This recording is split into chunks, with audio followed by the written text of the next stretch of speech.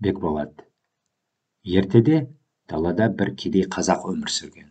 Оның 4 ұлы болған. Оларға өмір сүру қиын болған. Олар жиі аш болып, енді бір рет соңғы қойын союға тура келді. Жанұя кешкі астың жартысын бірден жеп, ал екінші жартысын келесі күнге қазанда қалдырды. Әкесі төсекке жатып үйдегілерге қалған етті ертең жақсы түс көрген адам жейді деді. Келесі күні таңертең ұлдары түсінде кім не көргенін айта бастады. Мен байдың қойын бақтым, деді үлкен ұлы. Көкпардан бірінші жүлдені алдым. Екіншісі мақтанды. Мен ханның қызына үйлендім, деді үшіншісі. Мен де ханның қызына үйлендім, деп төртіншісі. Бекболат деген ұлы сөзін бөлді. Мен хан болдым, сосын сендерді іздедім. Ауылдарды аралап, қайыр сұрап жүрсіңдер. Ал мен түсімде қой саудым, деп анасы да түсімен бөлісті. Әкелері Бекболатты жаман түс көргені үшін ұрып соғып, үйден қуып жіберді. Ал өзі түсінде ақ қанат ат тұлпарға мініп, бұлт астында ұшып кеткенін айтады. Қарияның түсіндегі арманы әйелі мен ұлдарына ең жақсы боп көрінді. Қалған етті әкесі сонымен жалғыз жеп қойды. Ал Бекболат әкесінің киіз үйінен шығып, бір ауылдан екінші ауылға тентіреп кетті. Бірде жас жігіт соңғы киіз үйге тоқтап, қария мен кемпірдің балалары жоқтығына қайғырып отырғанын естиді. Жаратушы бізге бір жетім берсе ғой, деді қария. Біз оны үйге алып асырап алатынбыз. Бұл біз үшін ең үлкен бақыт болар еді. Бекболат қуанып, киіз үйге кірді. Үй иелері оның кім екенін, қайдан келгенін, қайда бара жатқанын сұрай бастады. Мен жетіммін, деп жауап берді жас жігіт. Ауылдарды аралап, садақа жинап жүрмін. Қарттар бір-біріне қарап, қонаққа қуанды. Біздің дұғаларымызды естіп, сені жіберген ғой жаратушы. Бізбен бірге бол, ұлымыз бол.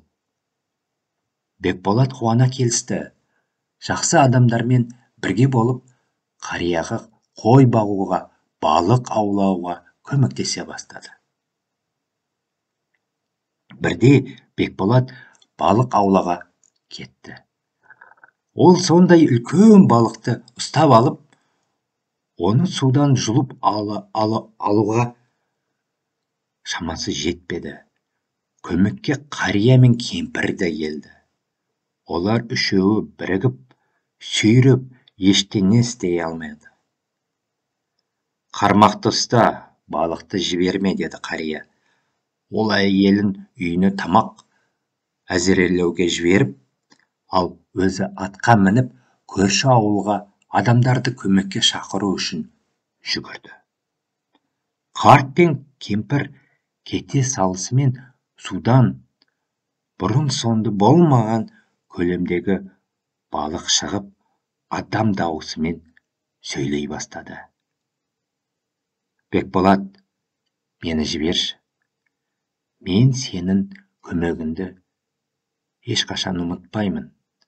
Қиын кезінде көмектесетін боламын. Маған қалай көмектесе аласың? Деп сұрады Бекболат. Жүзіп кетесің, мен сені таппаймын. Ал сен менің денемнен бір қабыр шақты суырып ал, деп жауап берді балық.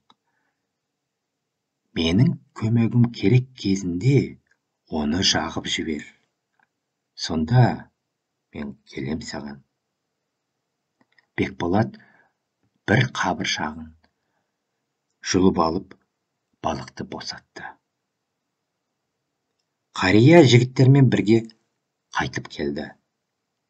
Олардың жақындағанын көрген Бекболат қармақты суға лақтырып жіберді. Балық қайда деп сұрады қария. Қарсы тұра алмадым. Ол кетіп қалды. Қарт қатты ашуланып Бекболатты ұрып соғып үйден қуып жіберді. Бекболат тағы да бір ауылдан екінші ауылға тентіреп жөнелді. Бірде жолында алтын жүнді түйенің ботасын кездестірді. Қасқыр оны қуып келе жатыпты. Бота Бекболатқа жүгіріп келіп, Бекболат, құтқар, мен саған пайдалы боламын. Бекболат қасқырды қуып жіберді. Сол кезде бота, менің жүнімнен бір түк жұлып ал. Мен керек кезде жандыр оны. Сонда мен саған көмектесуге келемін. Бекболат одан әрі жүре берді. Қараса, екі қыран ұшып келе жатыр екен. Оларды бидай құс қуып келеді. Бүркіттер Бекболатқа ұшып келіп, Бекболат, бізді құтқар, біз саған пайдалы боламыз. Бекболат бидай құсты қуып жіберіп, қырандарды қиыншылықтан алып шықты. Сонда бүркіттер жасқа, бізден бір қауырсынды жұлып ал біздің көмегіміз қажет болғанда оларды жағып жібер. Бекболат қырандардан қауырсын жұлып алып жолға шықты. Ол өзіне қарай жүгірген түлкіні көреді, ал оның артынан бүркіт ұшып келеді екен. Сонда түлкі Бекболатқа жүгіріп келіп, мені бүркіттен құтқар, Бекболат, мен де саған бір күні пайдалы болады екенмін. Бекболат түлкіні құтқарып алды. Сонда түлкі оған былай деді. Терімнен бір шаш жұлып ал. Мені керек кезде жақ соны. Мен сені көп күткізбеймін. Бекболат бір шашын жұлып, әрі қарай жолымен жөнеле берді. Ұзақ жүріп, ақыры Бекболат бір ауылды көрді. Жігіт баласыз қария мен кемпірдің тұратын соңғы киіз үйге кіріп, олар Бекболатты ұнатып, ұлының орнына Бекболатты қалдырды. Бекболат қарттармен бірге тұрып, үй шаруасына көмектесе бастады. Арада бірнеше жыл өтті. Ал Бекболат сымбатты, белсенді жігітке айналды. Сөйтіп, бірде хан Ақбұзаудың қызы Қара Аю сұлу қалыңдықсыз күйеуге шыққысы келіп, сондай қауесет далаға тарады. Бекболат жұрттан сұрай бастады. Бұл рас па? Бұл қауесет рас болып шықты. Сұлу Қара Аю күйеу жігітке бір ғана шарт қойыпты. Ол одан 3 рет жасыра білуі керек. Ал егер Қара Аю оны 1 рет болса да таппаса, қалыңдықсыз күйеуге шығады. Ал 3 рет тапса, күйеу жігіттің басын алып тастайды екен. Көптеген адамдар сұлудың қолынан өлді. Бірақ әлі де өз бақытын сынағысы келген жаңа батылдар пайда болыпты. Біздің Бекболат та Қара аюға баруды шешті. Жаңа ата-анасы оны ұзақ уақыт бойы жібергісі келмеді. Бірақ ол өз қалағанын талап етіп кетіп қалды. Бекболатты көрген Қара аю: «Менен 3 рет тығыласың. Мен сені іздеймін. Тапсам, басыңды кесіп аламын». «Жақсы», деп жауап берді Бекболат. «Тек 3 рет емес, 4 рет тығылайын». Қара аю ойланып келісті. Бекболат сарайдан шығып, ботаның жүнін жағып жіберді. Әп-сәтте бота жүгіріп келді. Бекболат одан не керек екендігін айтып берді. «Жақсы, үстіме отыр», деп бота айтты. Арктика теңізінің арғы жағындағы дүниенің шетіне қарай жүгірді бота. Сол жерде ол Бекболатты қараңғы орманға жасырды.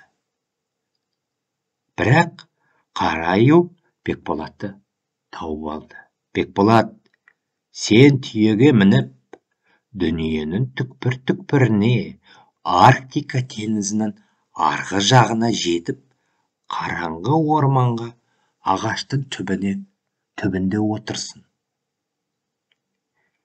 «Иә», деп жауап берді Бекболат. Жігіт сарайға қайтып, бір рет жеңілгенін мойындады. Бекболат 2 рет тығыла бастады. Ол сарайдан шығып, қырандардың қауырсындарын жағып жіберді. Қырандар ұшып келді. Бекболат оларға не керек екенін айтты.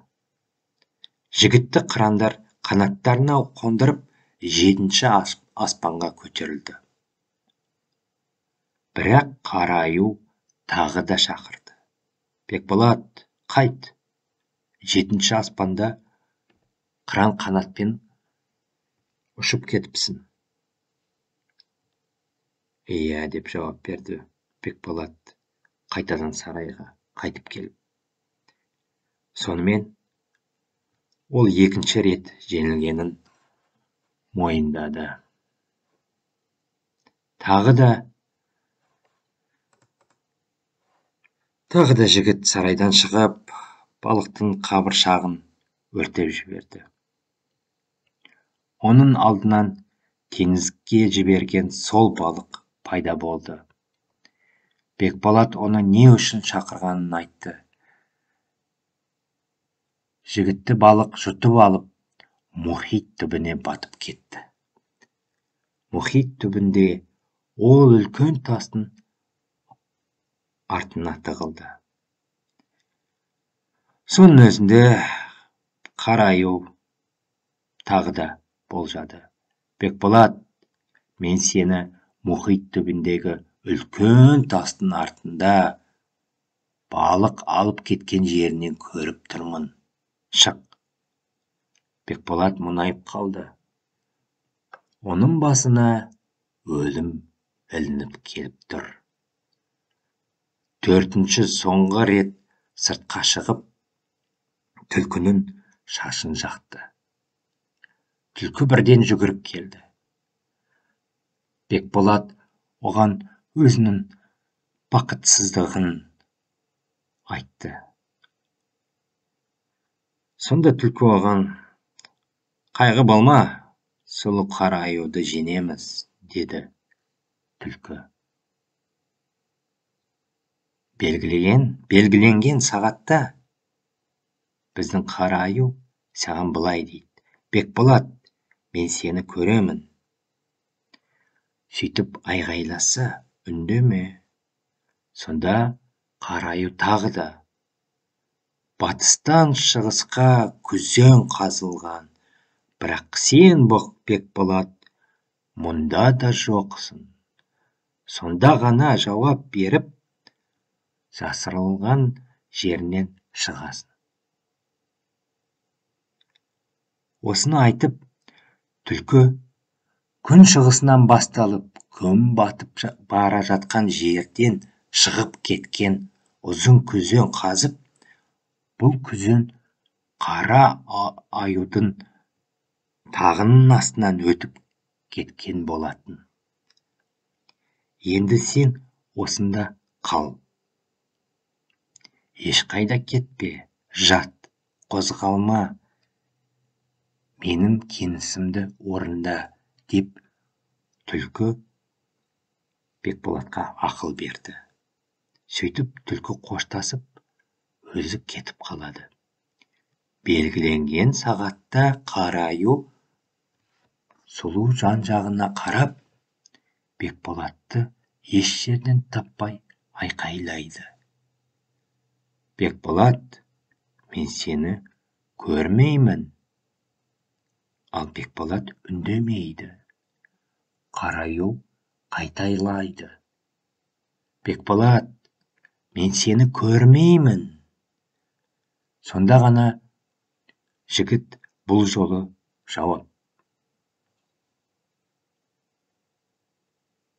да жауап бермейді. Ақырғы рет қара аю былай деді. Батыстан шығысқа қарай күзен қазылған. Бірақ Бекболат, сен мұнда да жоқсың. Сонда ғана Бекболат бұл жолы жоқ, мен осындамын деп жауап берді. Және ол хан қызының алдына оның тағының астынан шығып, мақтанышпен қара аю барлық жерге қарап, бірақ өзінің аяқ астына ешқашан қарамаған. Қара аюдың жеңілу себебі осы болыпты. Осыдан кейін қара аю Бекболаттың жұбайы болды. Сөйтіп Бекболат хан болды. Ол өте мұқтаж ата-анасы мен бауырларын іздеп тапты. Әке, арманым орындалған сияқты, деп сұрады Бекболат қариядан. Иә, сен сол кезде ең жақсы түс көріпсің, деп келісті әкесі. Етті сен жеу керек едің. Әкесі ұлына риза болып, қартайғанша өмірден озды. Сөйтіп Бекболаттың ағалары да аруларға үйленіп, шаңырақ көтеріп, әділдік үшін халқы сүйген дана ағаның қасында бақытты ғұмыр кешті.